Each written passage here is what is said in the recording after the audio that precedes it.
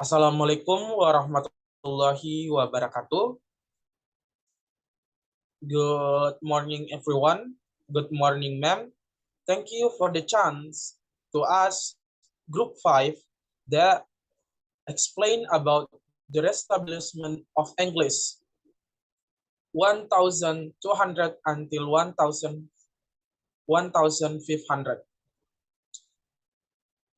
Okay, let me introduce our group team. My name is Rahmat Hidayat as the moderator. Widyatul Inayah, Siti Fatimah Zahrah, Bagus Agrananto, Vilda Theresia Sanduan, Fiona Afianty, and Asghori Maryam Muslimah Putri. Okay, the first that I would like explains is a changing condition after 1200. Shortly after 1200 years, condition changed. England lost an important part of its possession abroad. The nobility gradually requires their continental estates. A feeling of rivalry developed between the two countries, accompanied by an interference movement in England and culminating in the Hundred Years' War. The second is the loss of Normandy. The first link in the chain binding England to the continent was broken in 1204 when King John lost Normandy. Seeing the beauty, the King John seeing the beautiful Isabel of Ajolmi, fell fondly in love with her, and no doubt having certain political advantage in mind, married her in a great haste 1200, notwithstanding the fact that she was at the time formally betrothed to High of Lusignan, the head of a powerful and ambitious family. Next slide, please. The next is separation of the Franks and English nobility. In 1204, the process of separation was greatly accelerated, for by a decree of 1204 until 1205, the King of France announced that he had confiscated the lands of several great barons, including the Earls of Warren, Argyll, Leicester, and Clare, and all of those knights who had their abode in England. The next step is French reinforcement. At the very time when the Norman nobility was losing its continental connection and had been led to identify itself wholly with England, the country experienced a fresh invasion of foreigners, this time mostly from the south of France. Okay, the next material will refer to my next speaker. Time is yours. Okay, so thank you for the opportunity. So the next material is the reaction against foreigners and the growth of national feelings. The excesses of Henry III in his reckless bestowal of favor upon foreigners were not so completely unfavorable to the English language as might be supposed. A reaction was bound to follow. Even the milder tendencies of John toward the favoring of aliens led the patriotic Chancellor Hubert de Burgh, during the minority of John's son, to adopt a vigorous policy of England for the English. The next is French cultural ascendancy in Europe. At the beginning for the 14th century's English was once more known by everyone. The most conclusive evidence of this is the direct testimony of contemporaries. So much of the polite literature of England until a generation or two before had been in French that writers seem to feel called upon to justify their use of English. The next material is English and French in the 13th century. The upper class continue for the most part to speak French instead of being a mother tongue inherited from Norman ancestors. French became, as the century wore on, a cultivated tongue supported by social custom and by business and administrative convention. Meanwhile, English made steady advances. The next is attempt to arrest the decline of French. In the last decades of the 13th century and in the course of the 14th, the French language was losing its hold on England. Evidence for this fact is seen in the measures adopted to keep it in use, especially when the tendency to speak English become stronger in the two most conservative institutions, namely the courts and the universities. That's all for me. I give it back to the moderator. Thank you.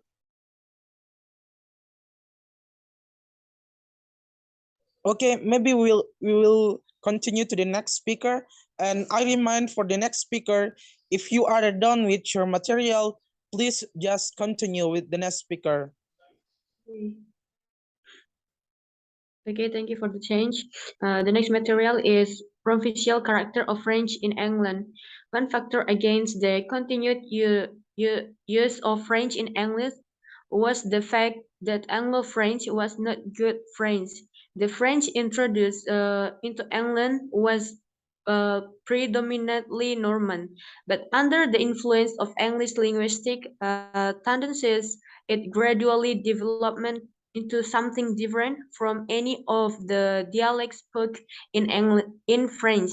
Before long, the French of England drew a smile from European speakers and became the subject of humorous treatment in literature.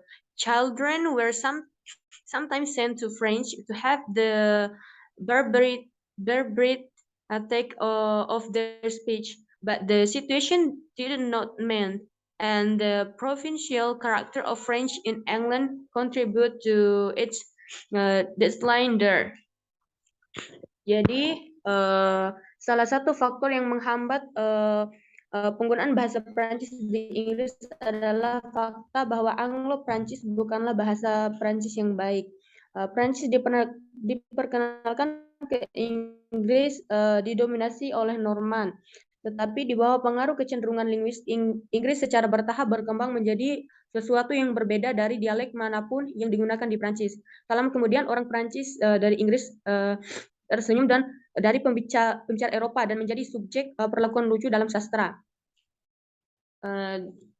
The second point is the 100 Years' War, a conflict of interest and a growing feeling of antagonists that culminate in a long period of open hostility with France. The active in French or inter-French of French in England effort to control Scotland led Edward III finally to put forth a claim to the French throne and to invade French.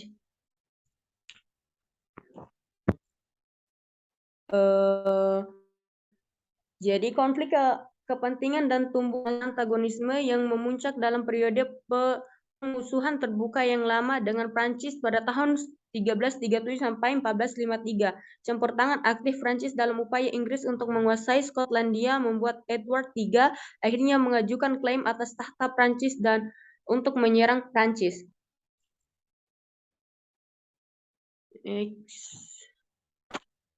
Okay, the third point is the rise of the middle class.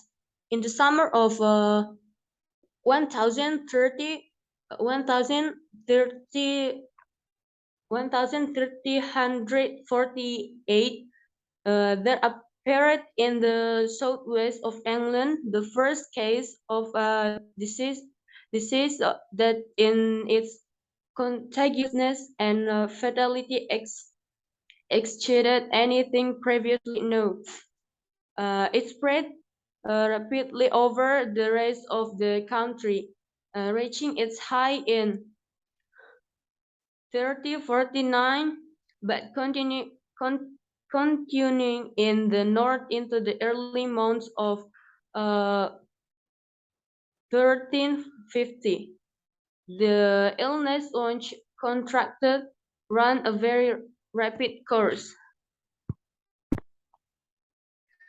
Poin ketiga itu bangkitnya kelas menengah. Pada musim panas tahun 1348 muncul di barat daya Inggris kasus pertama penyakit yang penularan dan kematian melebihi apapun yang diketahui sebelumnya. Ini menyebar dengan cepat ke seluruh negara, mencapai puncaknya pada tahun 1349, tetapi berlanjut di utara hingga bulan-bulan awal tahun 1350. And the last point is general adoption of English in the 14th country. At the beginning of the 14th country, English was much more known by everyone. The most conclusive evidence of this is the direct testimony of contemporaries. So much of the polite literature of England until a generation or two before had been in French that rather seemed to feel called upon to justify their use of English. Jadi di poin terakhir ini menjelaskan terkait adopsi umum bahasa Inggris di abad ke-14. Pada awal abad ke-14, bahasa Inggris sekali lagi dikenal oleh semua orang. Yang paling konklusif bukti ini adalah kesaksian langsung dari orang-orang sezaman. Begitu banyak literatur sopan Inggris sampai satu atau dua generasi sebelumnya dalam bahasa Prancis sehingga para penulis tampaknya merasa terpanggil untuk membenarkan penggunaan bahasa Inggris mereka. I think that's all from me. I give back to moderator. Thank you.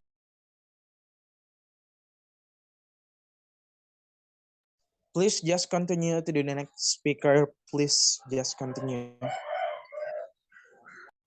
All right, I will continue from explain from the Maryam. The English in the Low Countries. Soon after the Norman conquest, French was the language of all legal proceedings. But in 1356, proceedings in the courts of London and Middlesex were ordered to be in English, and in 1362, Statute of Pleading was enacted in the Parliament and was go into effect in the following year. According to this statute, all lawsuits were to be conducted in English because French is much known in the said realm. In England, although the statute was not fully observed at once, it constituted the official recognition of English in the law courts.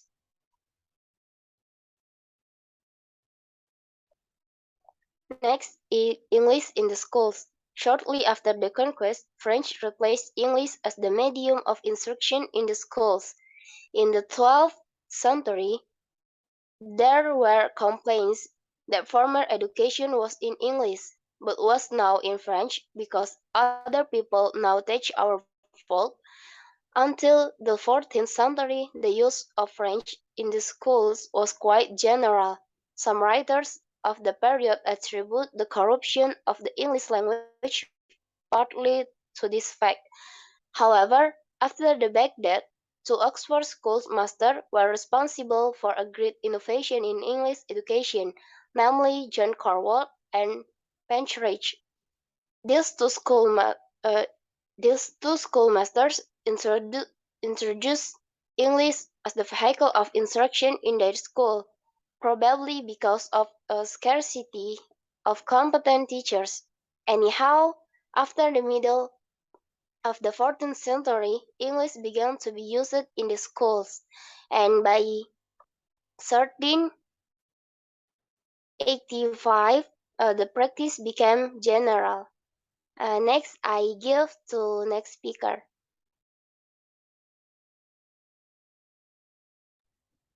All right, thank you. Okay, I will continue the explanation.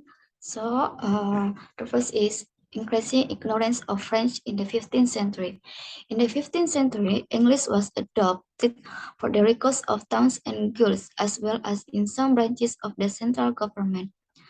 About 1430, some towns translated their ordinances and books of custom into English. English became generally used in their transaction after.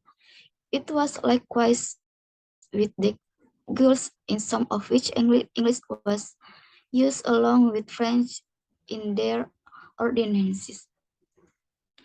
And then French as a language of culture and fashion.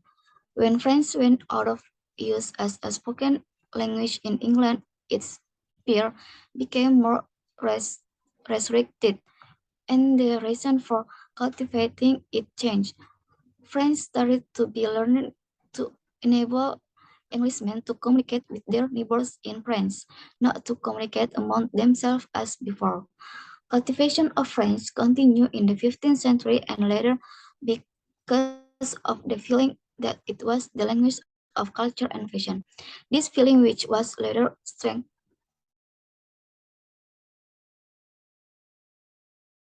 in the minds of many people today.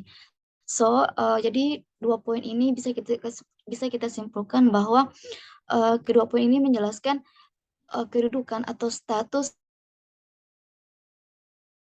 pada abad ke-15, di mana bahasa Inggris, maksud saya bahasa Prancis, di mana bahasa Prancis pada masa ini sudah mengalami penurunan penggunaan yang digantikan oleh penggunaan bahasa Inggris yang meningkat. Okay, the next point is, please, the use of English in writing. The last step in the gradual ascent of the English language was its employment in writing. This is because in this respect it had to compete with both Latin and French. French was the first language in England to break the monopoly of Latin in writing. It was only the 15th century that English succeeded in replacing both. About 1350, French was at its height as the language of private and semi-official correspondence. The earliest letters written in English appeared in the later part of the 14th century, although there were few before. Eventually, after 1450, English letters were used everywhere. Jadi yang seperti saya katakan tadi, sebenarnya penurunan penggunaan bahasa Prancis itu sudah dimulai sejak akhir abad 14, kemudian berlanjut mengalami peningkatan pada abad ke-15. Jadi pada abad ke-15 ini penulisan menggunakan bahasa Inggris itu sudah mulai dilakukan dengan seperti pada penulisan wasiat atau undang-undang pada masa itu. I think that's all from me. I will give it back to the next speaker. Thank you.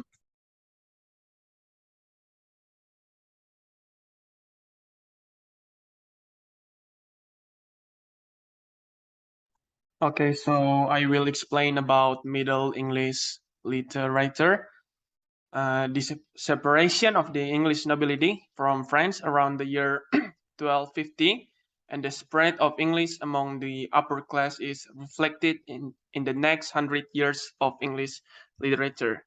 Polite literature that had until that time appeared only in French now appeared in English. The most popular type of this literature was the romance. Only one English romance exists from an earlier date than, but from this time on translations and adaptations from French began to appear, and their number increased largely during the 14th century. Although the religions literature characterizing the previous period continued, there appeared now other types. Thus, the hundred years between 1250 and 1350 is labeled the period of religious and secular literature in English literature. This period indicates clearly the wider spread of English language. The general employment of English by all cases, which took place by the latter half of the 14th century, resulted in a body literature that represented the high point in English literature during the Middle Ages. The period from 1350 to 1400 is called the period of great individual writers. I think that's all from me. I give it back to the moderator.